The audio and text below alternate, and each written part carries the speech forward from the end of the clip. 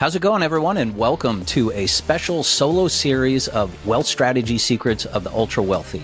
I'm your host, Dave Wolcott. We get a lot of the same questions from our investors about infinite banking, tax efficiency, asset protection, strategy stacking, and how to actually build wealth outside of Wall Street. And we get it, we know you're busy, so in this series, I'm breaking down complex wealth strategy topics into short, tactical episodes that you can actually use to build legacy wealth. Whether you're just starting your journey or fine-tuning your portfolio, these episodes are designed to give you high-impact insights in just a few minutes. So let's dive in.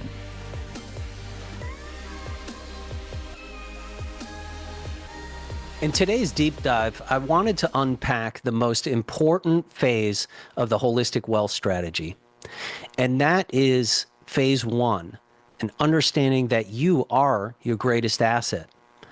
Every time I get interviewed, go on podcasts, or I'm speaking at different places, people always ask me the question, what is the single best piece of advice you could give to people about how they could really start to create more impact in their wealth? And what I answer is that it's all about you and understanding that you are your greatest asset. Once you can actually make this paradigm shift, you will see your income grow exponentially and all your forms of capital starting to grow. So what does it actually mean to invest in yourself?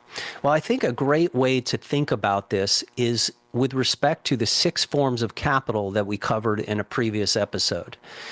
The first one we all understand, which is financial capital, right? We all really understand that. But there's also 5 other forms of capital, such as spiritual capital, emotional capital, social capital, human capital, and intellectual capital. So for instance, I often think about this story of Steve Jobs, one of the most brilliant innovators of our time, who actually had all the wealth in the world, yet he couldn't buy himself another day. So could he have invested in his human capital, perhaps with advanced technologies around health or other investments? Maybe it was changing his lifestyle or trying to get early data around his epigenetics that have potentially could have given him some additional life, right? This is a big area that you can be investing in your health every day. For me, I think about that every day, right? How can I exercise in terms of right? My lifestyle, what I eat, how I choose my time, how much sleep I get, biohacking, and all of these types of things that can really enhance your human capital to be able to increase this, right? So this is a great way to actually invest in yourself. Another one is intellectual capital, right? There's been so many times in my career where I actually didn't have financial capital to go invest in that next deal. But what did I do? Well, I started listening to podcasts. I joined masterminds. I read, constantly reading different books. So I was really increasing my financial IQ and increasing my intellectual capital, which put me at a different level. When I did have an opportunity to invest, I became a better investor. And also I was much more aligned with the outcome that I was actually looking for as an investor. Let's talk about social capital. What type of community do you have that's actually supporting you? Are you investing in that community? What type of values do you have? What type of relationship capital do you have? I love how Tony Robbins often talks about proximity, right, as being a big asset, right? So are you in communities that can give you enough proximity to potentially that next biggest deal of your life, right? Or are you in the same circle of friends, the same environment, right? So thinking about how we can actually grow our social community through expanding our communities, through expanding our relationship community. Emotional capital is so important. And I'll never forget this interview with Charlie Garcia, who leads R360, Ascent to Millionaire community. And when I asked him, I said, well, hey, what is the most important trait that, centimillionaires, billionaires really have that you could describe? And he talked about it as self-awareness. So really understanding what is your unique ability, what do you do best? What is your superpower is another way to think about it. Where do you create value?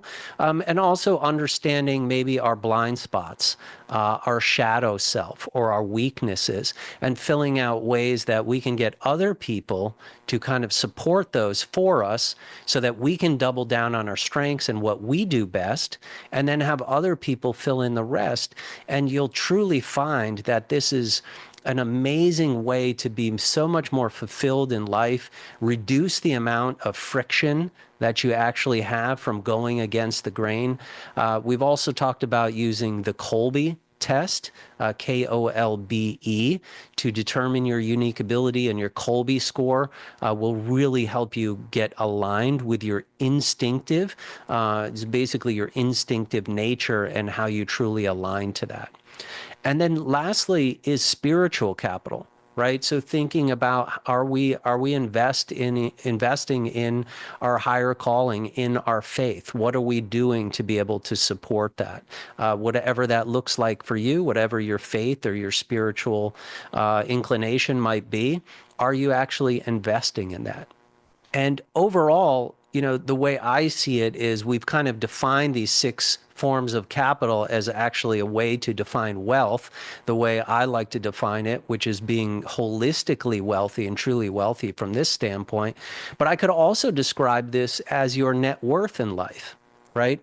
Because when you go to the grave, it's not going to be about the number in your bank account. No one's really going to care about what that is. What are you going to be measured for? What are you actually going to be remembered for?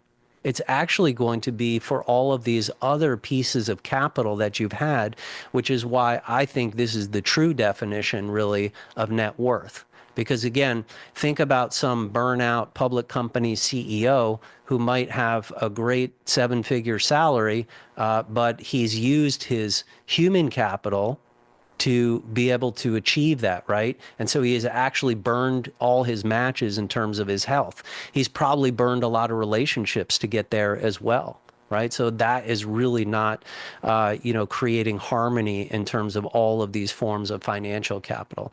So the more you can start growing these other forms of capital and really investing in yourself, like I say, make that paradigm shift to understand you're your greatest asset. Anytime I've ever joined a mastermind, I have put myself out there in terms of leveling up by getting into different communities, increasing my relationship capital, reading books, listening to podcasts, watching YouTube things. How can you constantly be investing in yourself? You'll see that the money actually follows and becomes a barometer of your success and actually starts to grow in direct proportion with your net worth. Thanks for tuning in to our special solo series. If this episode sparked something for you and you're ready to learn more, head over to holisticwealthstrategy.com and download a free copy of my book. You'll also get access to our investor community where we share exclusive educational content, new opportunities, and resources designed to help you accelerate your path to freedom. And if you want to take it even further, book a call with our team to learn about our virtual family office services or join our mastermind group where we go deep into building true generational wealth. I'll see you on the next episode.